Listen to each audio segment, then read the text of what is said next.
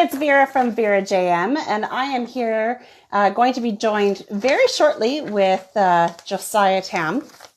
And I'm really, really excited to talk to him because he is a young entrepreneur and he just took the jump into starting his business, and he started a restaurant, which I know is a big, huge task. And so I'm excited to hear from him and hear what he has to say about it. And as soon as he is here, we're going to start. And there he is. And it will be a split screen in a moment here. So let me just try and get Josiah on here. So here we go. Bring him onto camera. Yes. Getting. So Josiah will be joining us here in just probably 2 seconds. And I'm excited because I love hearing the stories of people who go for their dreams, who start their business, go for their dreams. And here he is, Chef Hey, Josiah Tam. Hey, good to see you. How are you today? Doing well, thank you. Good, awesome. So tell us the name of your restaurant and just what gave you the courage to step out on your own? We're Barrique Kitchen and Wine Bar. We're in Five Corners in White Rock. Courage to step on my own. I just worked for a lot of people, opened some restaurants and stuff, and got to the point where either I was going to leave the last job I was at and go work in an intense job, working 16, 17 hours a day for somebody else, or just do it for myself. I don't know if I'd call it courage more than just maybe stupidity and blind ambition, but we did it. Because you're pretty young. Like I was 21 when I opened my first store location. Yeah. When we opened, I was 28. 28. Very nice. Yeah. I love to see that. And it's funny you said, you just kind of blinded. You just go for it, Yeah. And a restaurant is a big task. Like that's a big undertaking. That's a lot of work to even get it to the point of opening the doors. So kudos to you. Thank you. Yeah. So what is the biggest thing that held you back? Because, was there anything or were you just, like you said, you just went for it? No, I mean, it was a long process of going back and forth of, is this the right time? Am I ever going to do it? That kind of stuff. I mean, money was a huge thing, obviously. And then I've got a 2-year-old daughter. So that was a big part of my kind of process of deciding whether or not to, because I want to make sure that I'm in her life. But like I said before, it was my career. It's kind of a career where I'm never home anyways, regardless of where I'm working. So I figured if I did it for myself, then maybe eventually someday, if we're successful, then I can step back a little bit and spend more time. But either way, I was going to be away all the time. So. Yeah, for sure. And as you go and keep building, because this is just the start, right? So once you keep building onto what you're doing, building your clientele, building people coming in, and I checked out your happy hour, so I'm going to come check that out too. I'm like, oh, there's some good stuff on there. Yeah, it's a good time. Just people who are going to try it out, right? Like that's what I thought. Oh, I'll try out the happy hour first, maybe, or a lunch or something. And totally. But you'll be able to. Like my kids are all raised now, and you'll be able to eventually, for those really important moments, like their kindergarten grad and things like that, you can plan ahead for that and make sure. Yeah. It's but it's a lot of work. It's a lot of work for sure to get to that point. Totally. So, have you always wanted to open a restaurant, or did it just just pop into your head one day? I mean, I got into this industry almost 10 years ago now. And I think from the beginning, I wanted to open a restaurant at some point.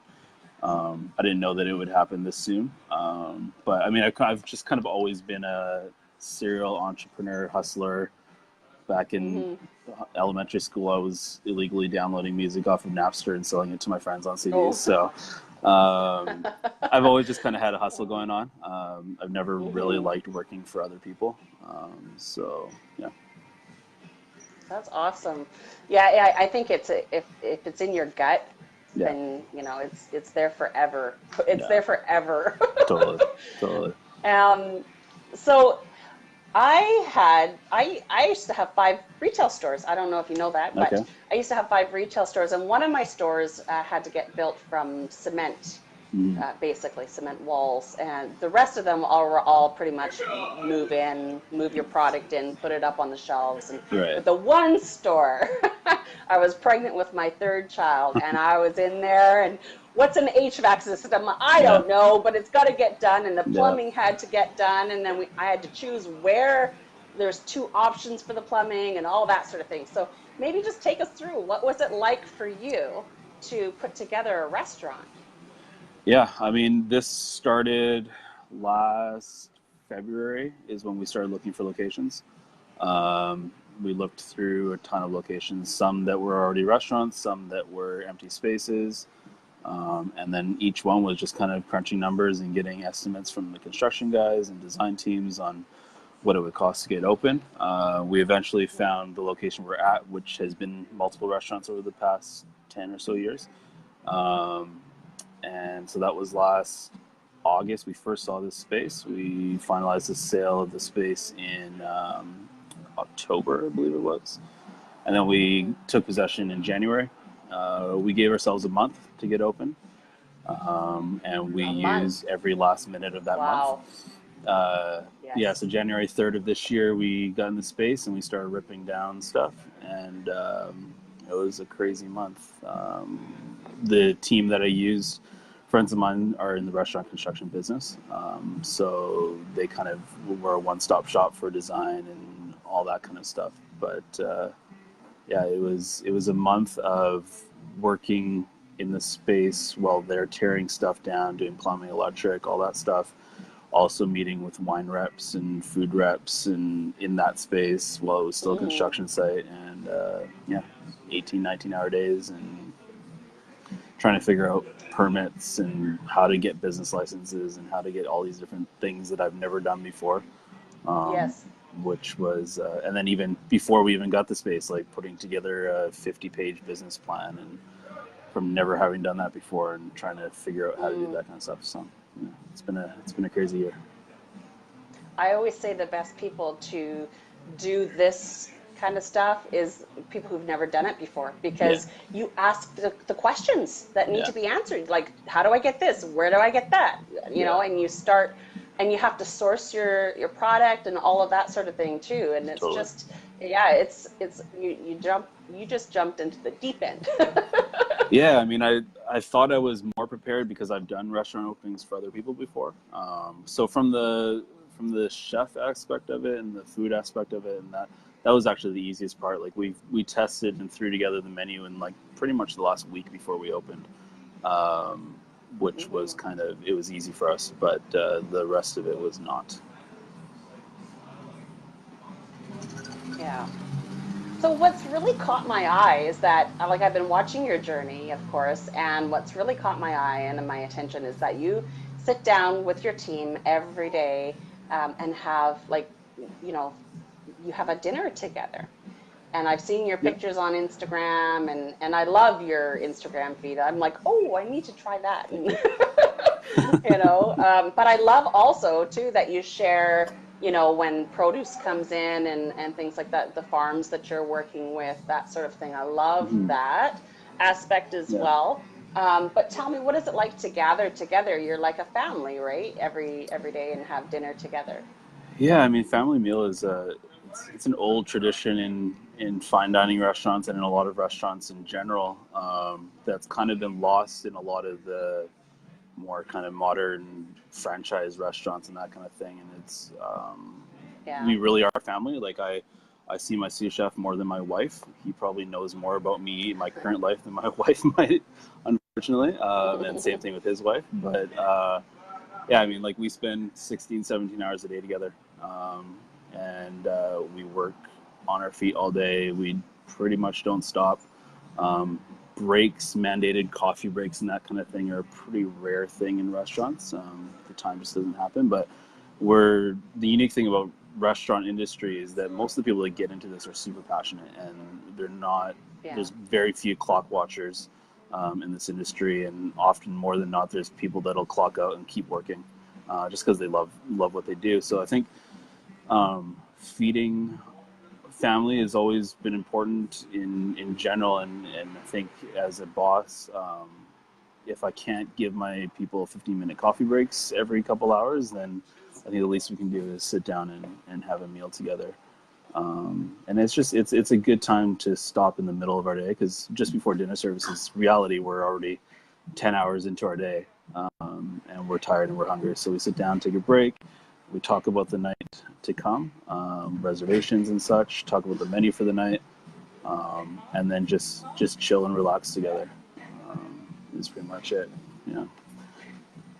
Nice. They must love that, and they feel like it's great to connect with everybody, right? They can all Yeah. connect together, and I love that. I totally love that. I think that's great. I actually joined a cooking group at church just for that, Yeah. just to make Nice. a meal together and feel connected.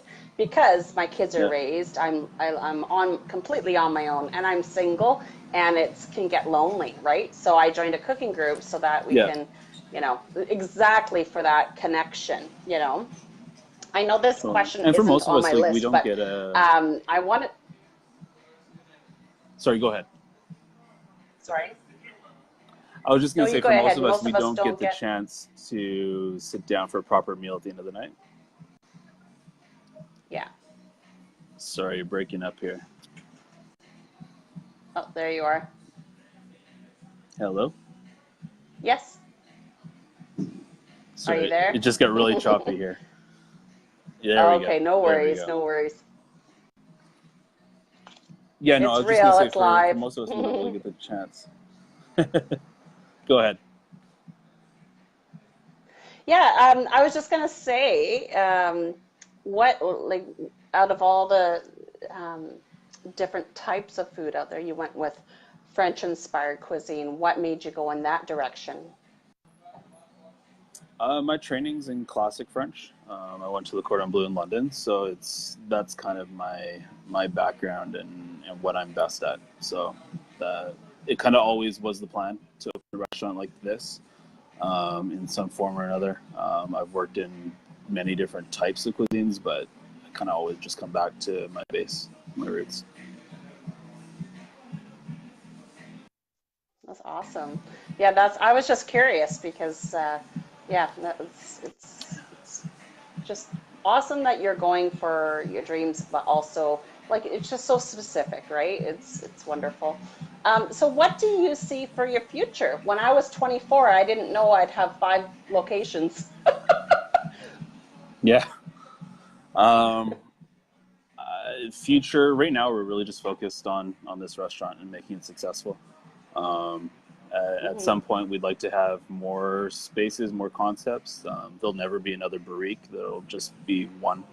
But we've got ideas, of different ways to open other businesses, and I think a large part of what I'd like to do in an ideal world is empower my people that I have working for me to maybe eventually partner with me or to follow the things under the umbrella of our company, and maybe open different locations of Mm, places that maybe my sous chef is passionate about or something like that someday. Yeah. that's very cool. I like that. When I had 5 store locations, right? But in the beginning, I only had 2. So the Yeah. first 2, what I noticed, it's interesting that you say Barrique is going to be the only Barrique, because what I noticed in my first 2 locations is that we attracted a lot of teenagers, right? Yeah. So what would happen is the parents would come in with the teenagers, and then the younger kids would get bored, and the mothers would be like, I'm out, and they would take the younger kids out of the store. So we literally had customers walking out. I'm like, this cannot happen. So we started a Yeah. new chain which had 3 locations, and we made it more child friendly. We put more stuffed animals, we put more candy, we had a whole wall of jelly bellies. It was like a Right. completely new concept of the same type of store, which like it was Mm. collectibles. So we had model airplanes and things like that too. So yeah, that's really cool that you say that you're open to working with your team, and who knows what will happen in the future. Yeah, I think like with multiple locations of the same concept, you can start to lose the soul of of the original concept because you have to just straight replicate everything. And who's to say that Barrique in Five Corners will also work in Granby Corners or in Vancouver? Like it's kind of hard to. There's few places that have made it work, like Cactus and all those kind of places, but that's not really what we do. Like we like having the flexibility of, our farmer shows up on Tuesdays and he opens the back of his car and shows us the produce he has for the day, kind of thing, right? So it's hard to do when you're trying to run multiple locations of the same concept. So yeah. Totally, totally. So, what is one thing that you would say to someone who's thinking about starting a business? What would you say to them?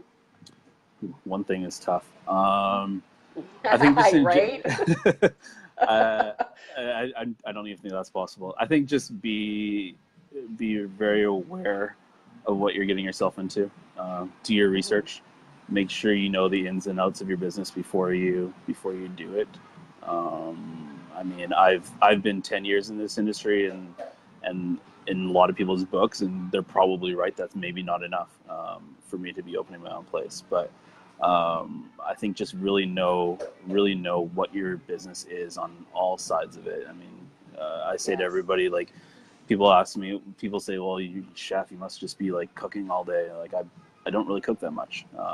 That's what I have staff for. I obviously, when it comes down to it at the end of the day, that's the thing I love the most about what I do. But unfortunately, I don't get to cook that much.